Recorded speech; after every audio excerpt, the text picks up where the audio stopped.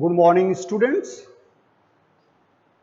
Today I would like to discuss two topics of the business study chapter public, private, and global enterprises. First one topic, that is demerits of statutory or public corporation, and next topic will be the concept and feature of the government company. First of all, I would like to clarify the demerits, disadvantages, or limitations of the statutory corporation. Here, first one point, difficult to set up. In this, it is not easy job to set up, easier to set up a statutory corporation because there are need for passing a special act for that one in the parliament or legislative assemblies. In this case, it can be said that preparation of law, presenting in the house and passing that law and create in the form of the act. After that, there will be starting point of the establishment of the public statutory corporation. So it can be said that it is not easy job to prepare the law, passing in the houses or like parliament or legislative assemblies. That's why it is said that it is a drawback of the statutory corporation that it can't be established.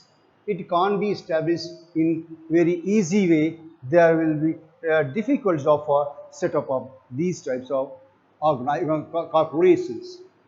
Next one, autonomy on paper only. As for concern here, all the business activities of the statutory corporation are run under the law, prepared or provided by act, not beyond that. That's why the authority who are responsible to operate these types of statutory corporations, they are bound to work according to the law provided in the act. They can't do the work as per their own on their own self basis. They are bound to follow the law, rules and regulations formulated or created by the law. That's why it can be said that there is not easy job for there is not freedom to do the work on their own self basis. Apart from this, there may be possibility for interruption of the concerned minister and different officials in the activities and political parties that can also hamper the activity to do in their own ways on their own basis. That's why it can be said that freedom is on paper only because they are bound to follow the law, rules and regulation, and there may be possibility for intervention of the different political parties in their activities that can disturb the freedom of the these types of statutory corporation. That's why it is said that it is autonomy on paper only. Next one, delay in action. Delay in action in the sense here generally it is seen that in these types of corporation, advisors are appointed by the government who are functioning in the organization. And that's why it can be said that the officials who are working in these types of corporation, they are also getting the advice from the these types of advisors. Sometimes it is seen that some information, some matters are forwarded to the government for the clarification. So all these process may create delay in the functioning of the organization. If any organization is bound to follow the systems or bound to follow the advisors' suggestions, and then it can be considered as delay because consider as demerit because of the delay may be possibility in this types of situations or circumstances. Next one point, rigidity structure. Rigidity structure in the sense, whatever here the law provided, that is fixed, and business or corporation or organization are bound to do the work according to that one. And for modification, there will need for the change in law, which is not also very easy job. That can be changed, that can be modified by the government, which can't be possible in very frequent manner according to the change situation and circumstances. So it can be said that in case of statutory corporation, it is seen that there is strict and rigid rules and regulations. According to that one, the works are to be done, and for for coping with the changed circumstances and situations, there are need for modification in the act, which is not very easy job, that can be modified by the houses in the act. So it is also matter of demerits or drawbacks. Next one, appointment of incompetent directors. Appointment of incompetent directors, and in the sense, no doubt, here the officials or directors who are appointed, they are well qualified. They are well qualified there, but there may be possibility for they may not have complete idea or experience about the handling or management of the business organization. If it is happened at there, then it can be also considered as the matter of demerit, because well qualified maybe, but there need for experience, idea or knowledge for managing the business houses. Sometimes it is seen that the directors who are appointed may not have the sufficient knowledge and management of the business systems like a statutory corporation. That's why there may be also possibility for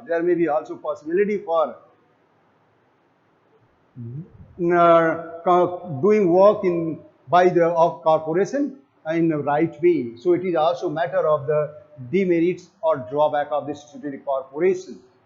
Next one, unfair practices. Unfair practices in the sense, statutory corporations generally seen in monopoly conditions. That's why they use their monopoly power to hide their fault, and for that they charges some extra amount for their services. And if it is happened at there, if it is a practical scene in the statutory corporation, that can also be considered as unfair trade practices, and that can also be matter of the demerits. So it can be said that it is also demerit of the statutory corporation, that because of monopoly conditions they charges some extra amount for their services. Next one, difficulty to the employees. Since the employees of the statutory corporation, since the employee of the statutory corporation are considered as the employee of the corporation, they are not considered as the employee of the government. That's why they can't enjoy the facility provided by the government. They can enjoy only facilities of the statutory corporation. So it is matter of the demerits or drawback, that the facility whatever provided by the government because of the government company, but they are not enjoying the services provided by the government. They are bound to enjoy the services provided by the statutory corporation. That can be considered also a demerit or drawback of the statutory corporation. Next one, here's now in this way was the demerits of the statutory corporation is completed.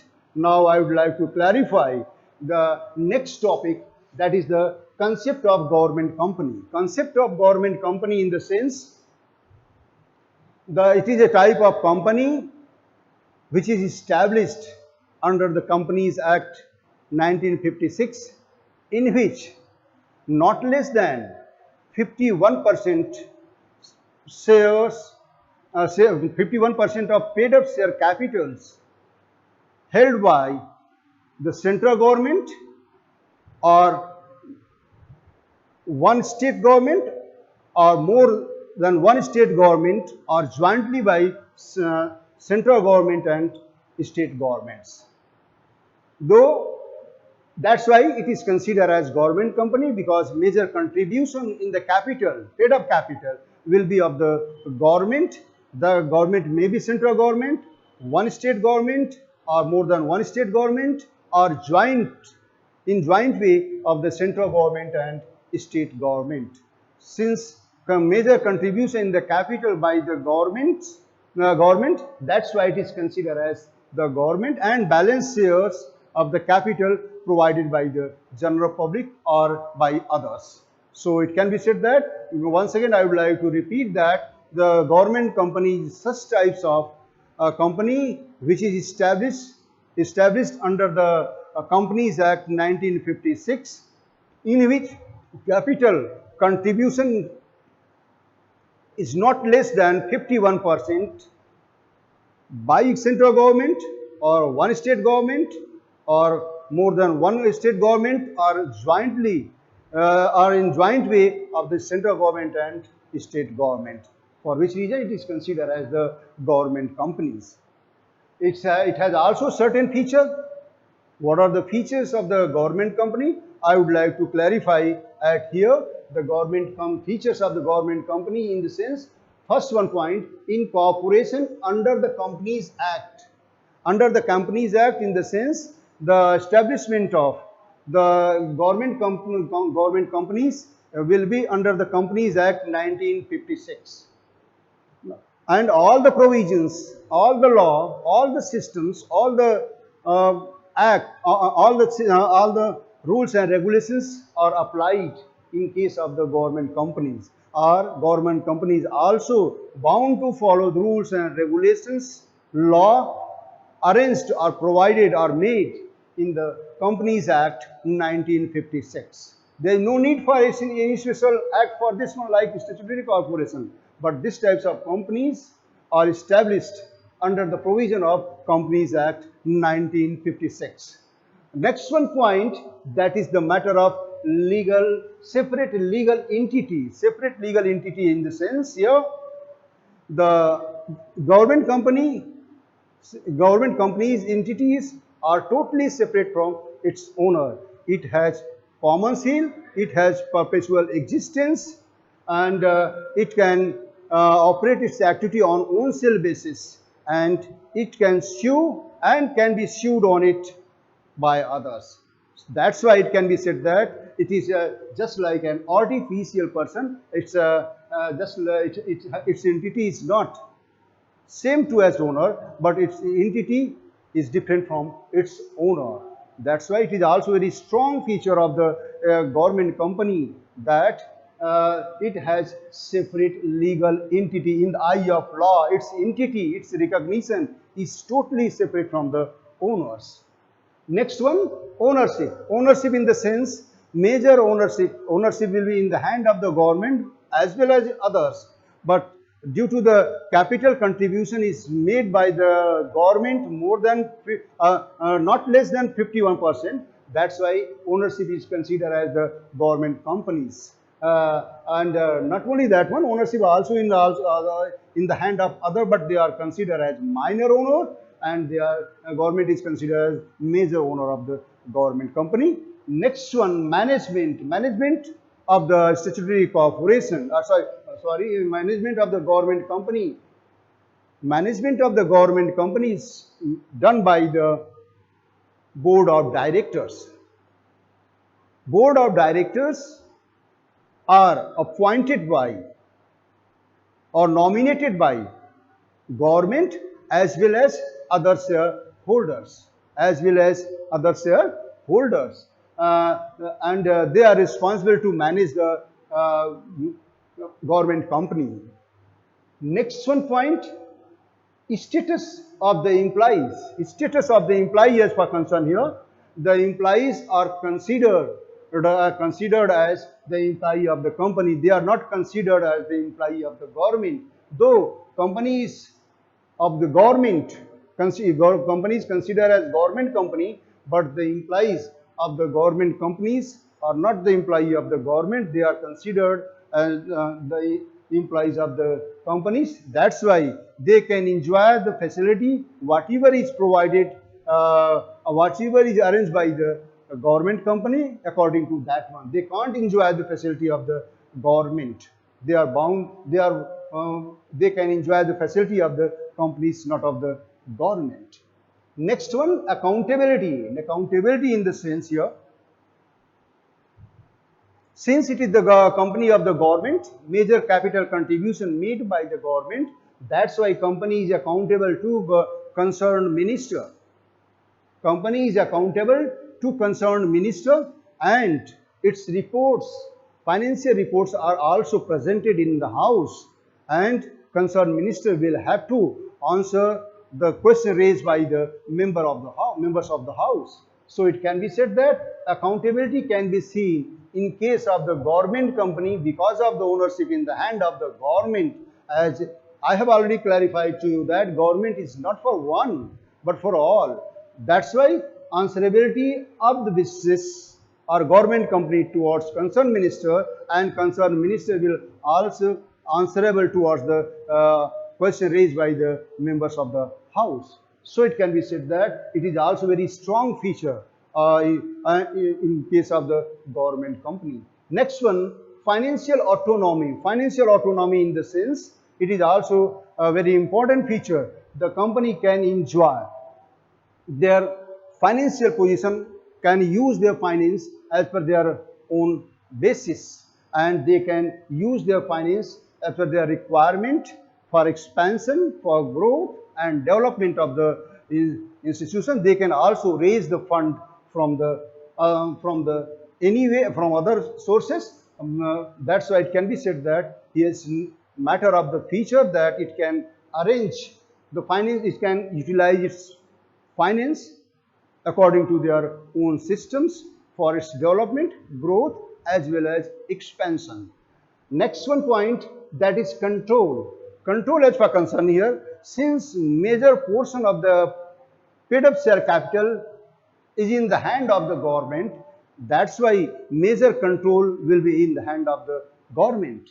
Major control will be in the hand of government, though other shareholders are also at there, but ultimately it is seen that control can be seen to the great extent in the hand of the government. So it is also one of the important features of the government company. In this way, the features of government company is features of government companies are also completed. Thank you, boys. Have a nice day.